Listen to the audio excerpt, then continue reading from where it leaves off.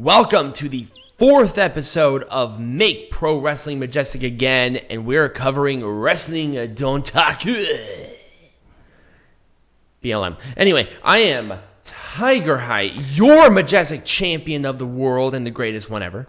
Oh, whatever. And I am the gallery of a bucket of peanuts. We have Del Taco Peanut Gallery because he has not had the ability to just fart all night. Anyway, thanks for letting our fans know about my bowel movements. You know what? I really appreciate. It's okay. We're gonna go viral now. Anyway, you know what? Fuck you. So let's talk about Wrestling Dontaku. Let's do a quick little review.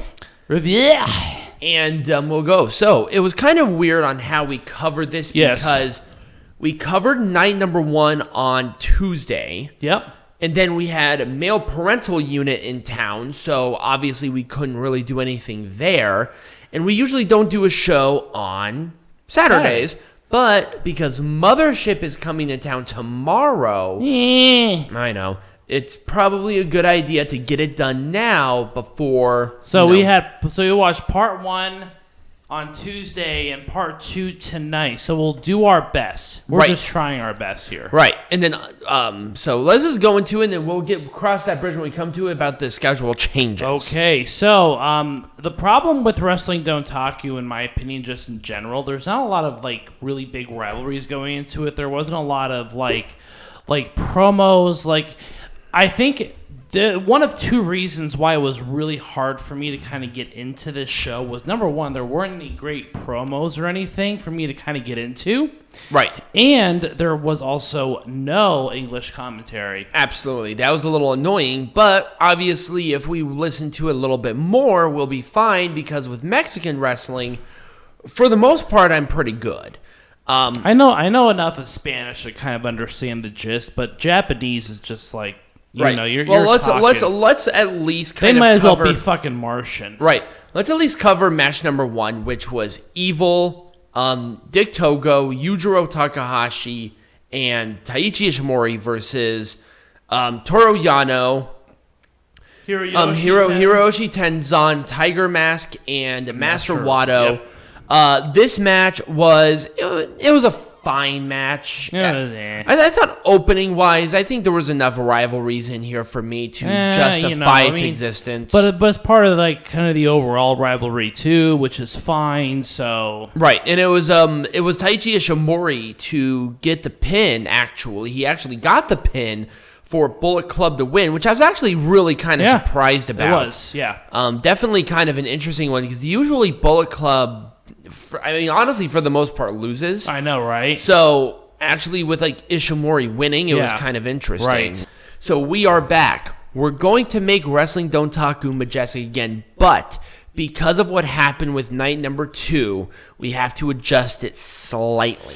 So, instead of talking about it match by match, we're going to talk about it kind of rivalry by rivalry, if that makes sense. Because, really, a lot of the matches that happened night 1 happened night 2 because of vice versa. Because of what happened. Because of what happened with whoever got sick. As of right now, there have only been 2 individuals, at least in that 6-man tag. I want to talk about Jay White first. Okay. What's next for Jay White? Obviously, we know that he has beef with Kazuchika Okada. Yep. That's going to happen at some point. Right, but Okada still has a World Heavyweight Championship match guaranteed despite the postponement of Wrestling Grand Slam, which was going to happen in Tokyo Dome. And I don't mind Ospreay v Okada. We've seen it before. It's going to be a great match, but I feel like that's kind of what it was. Obviously, the problem with Jay White and everything that's going on there is that now he has a title, and I don't want. You said Okada, right? You said Okada White. Yeah. I White. thought you said Ospreay. I'm like, wait, No. Ospreay? Yeah, White? sorry. If I said Ospreay, I meant White. Okay, I think you said Okada. I might have said something. I might have heard something wrong there because both start with an O. Both are amazing, and both I jerk off to on a nightly basis. I mean, it's Okada Ospreay. Let's put it that way. Right. Okay. Obviously, that's happening, but with Jay White, I think he's in the perfect spot right now. No, Jay White's fine where he's at.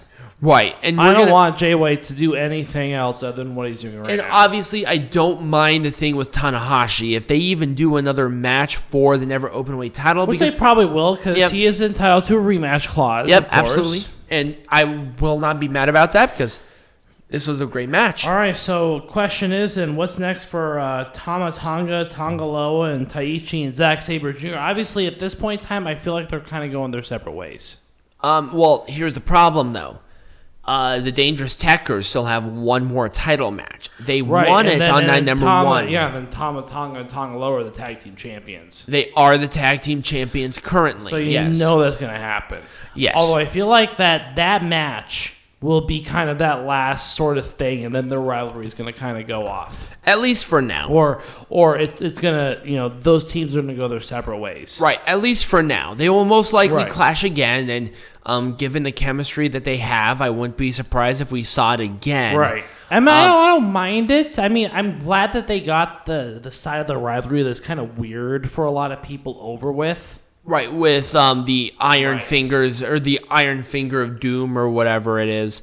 I'm glad that they did get that done, and they had really good singles matches for night number 1, and the tag team match was surprisingly good, which is why they want to continue to promote Dangerous Tekkers and Gorillas of Destiny, because they have really good chemistry all the way around, from storytelling to match quality. You're never going to get wrong with that. Right. But the problem is that there are other teams in New Japan that definitely will need it.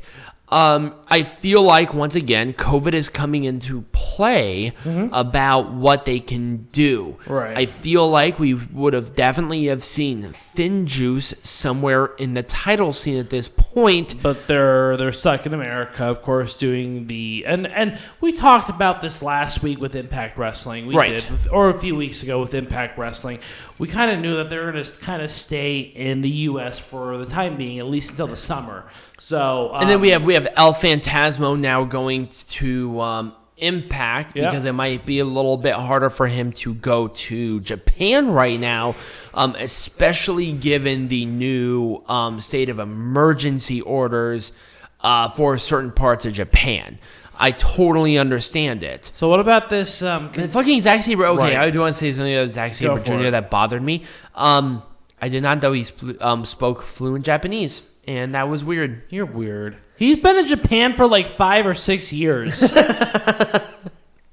I don't know. Anyway, speaking of which, I just wasn't expecting somebody that was coming right out of fucking... Speaking of an individual that cannot speak a language, let's talk about the rivalry that's continuing between the United Empire and Los Ingobernables de Japón.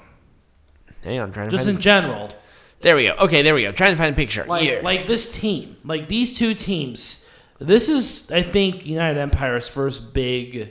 There we go. That's a much better picture. Big rivalry, like, sort of thing. I don't know. What are your opinions on this? So, I definitely think that. Yeah, 100%. Obviously, we have multiple components in rivalries. We have, obviously, Takagi and Ospreay. We have Naito and Great Khan. From that point on, there aren't a whole lot going right now, but I could definitely see Aaron Henare and SANADA, SANADA, Jeff Cobb. Right. Obviously, with Bushi being a junior, it's a little bit more challenging for him because there are no junior heavyweights in United Empire. Not for right now. At least right now. Here's my thing. I want to see Robbie Eagles in United Empire. I think that I was thinking like they need a good junior heavyweight in that. They got to have a really good junior heavyweight. El Phantasmo, I think he's too much of a renegade to be a part of United Empire. No, El Phantasmo is not a good. He's a Bullet Club guy. Right, he's a Bullet Club guy. Yep. Robbie Eagles would be the right guy. Yep. He's Australian, so country. I mean, Aaron Henare's from New Zealand. It's not the same. But we talked about having that sort of like country guy, like that Right. sort of like outback renegade outlaw, Robbie Eagles. Robbie Eagles. We were thinking about like if oh God, who was that? Corey Graves' brother. What was his name? Oh, Sam Adonis. Sam Adonis. If Sam Adonis was in Japan, he'd be part of United Empire. And he would be representing the American part of it. Right, that renegade outlaw. Because now keep in mind is that the gimmick that Sam Adonis he was the pro-Trump supporter in Mexico, and he was the leader of that faction that people like Brian Cage were in. And they were uber. Like, they were like waving flags that literally had Trump's face on it in Mexico around 2015, 2016. You can't get more heat than that. Right. But the point being is that there are so many people that can join it, but the problem is that with the United Empire, you are limited to one person per country or culture. But that is the beauty of it as well, because there are so many different people that can join a faction like this. You know what I'd really like to see, and I'm not even sure. And quite frankly, when it comes to New Japan, you shouldn't really have more than like 7 or 8 people per faction. And here's my thing: I want to see some controversy with United Empire to a point of craziness. I want to see either an Indian member, Indian member of it, right? Which like would the be, Dot Indians, like subcontinent Indians, right? That would be crazy. To the United Empire. Are you kidding? That would be insanely controversial. What about the fat 8-year-old Indian boy? Right? What was his name? I can't remember. I watch a lot of Mark Eady, Mark Eady. Apparently, Peanut Gallery does not know who he watches at all. But the problem is that one guy who's the Hawk? It's either that, or I would love to see like a Ugandan, a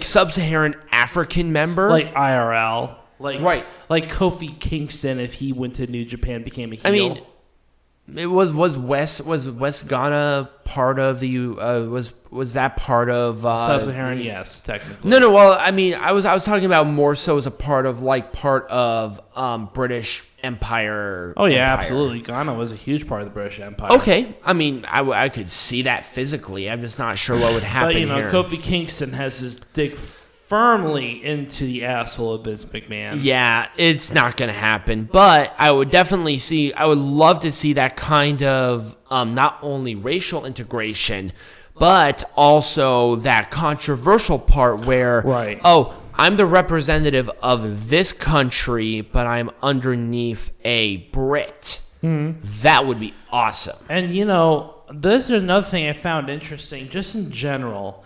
And we're talking about Bullet Club versus, for example, night number 1, Bullet Club was facing a faction that was not associated with any faction. Like the match between Evil, Yujiro, Taichi, and Dick Togo versus Toru, Yano, Tenzan, Tiger Mask, and Master Wato. Was it number 1 and number 2? It was night number 1.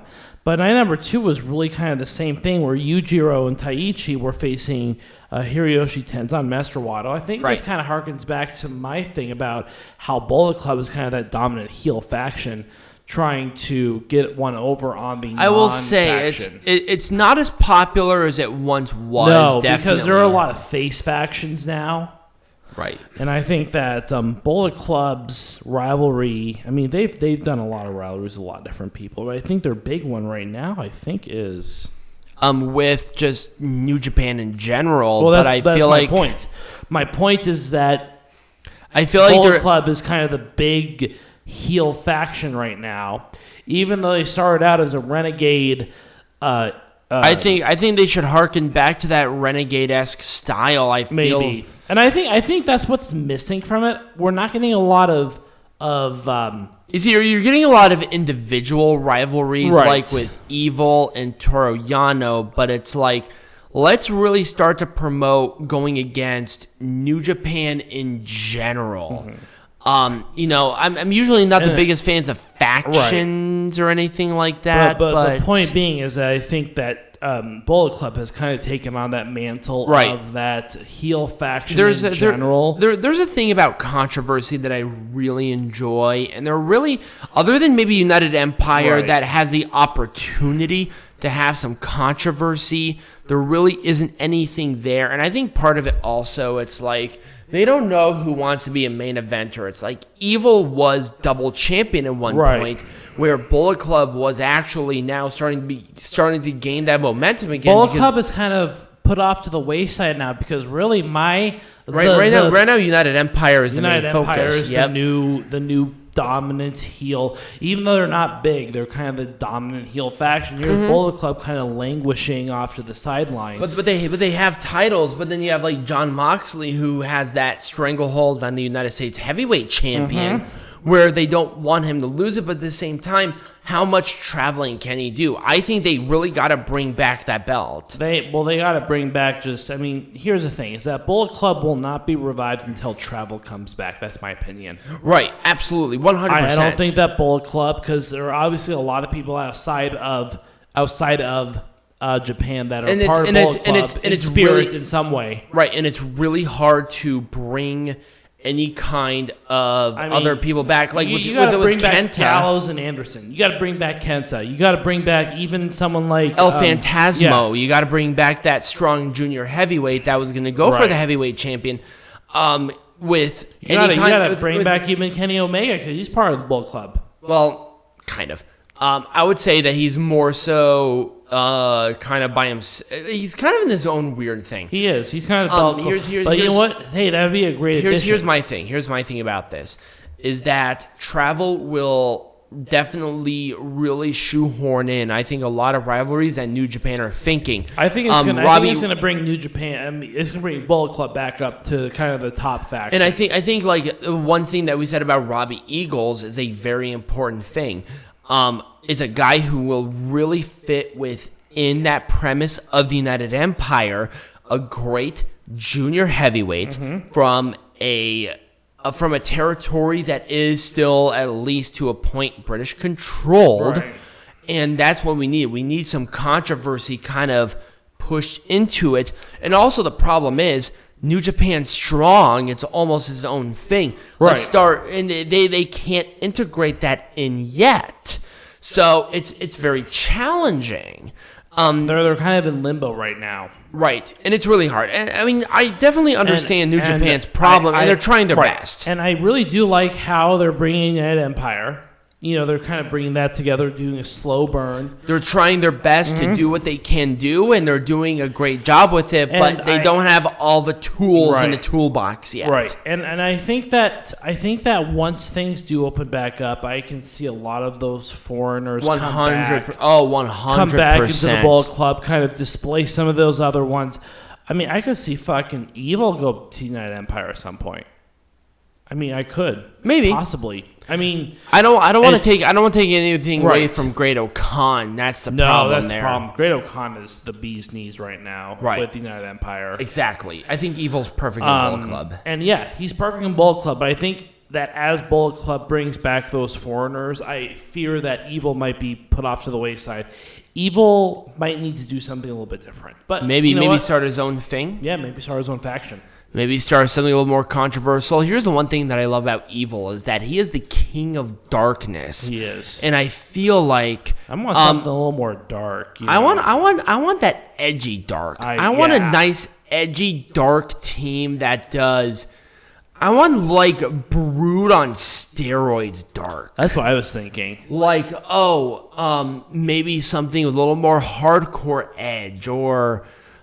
Something to where they will actually like brutalize the person to where any match under them will be won under referee stoppage or something. That's what I want. I want brutal. But yeah, and I think that's something that's kind of hurt. The point is that it feels like Bullet Club is kind of lost right now. They're just kind of languishing waiting for something to happen. It's like once again, I feel like it's hard because of the pandemic. it is, but it really is. But you understand where I'm coming from. Oh, 100. I agree with you 100%. You know, that Empire is really kind of taking and obviously torch. with these forbidden doors opening up with a bunch of these other companies, there's going to be a lot more freedom to do a bunch of other things. Oh, yeah. Where maybe the Elite may not rejoin Bullet Club, but the Elite will be a different faction within of itself. We'll obviously have we'll have Gallows and Anderson rejoin the Bullet Club because they're kind of there already. They're like halfway Bullet Club anyways. They're kind of halfway, but then we'll obviously see like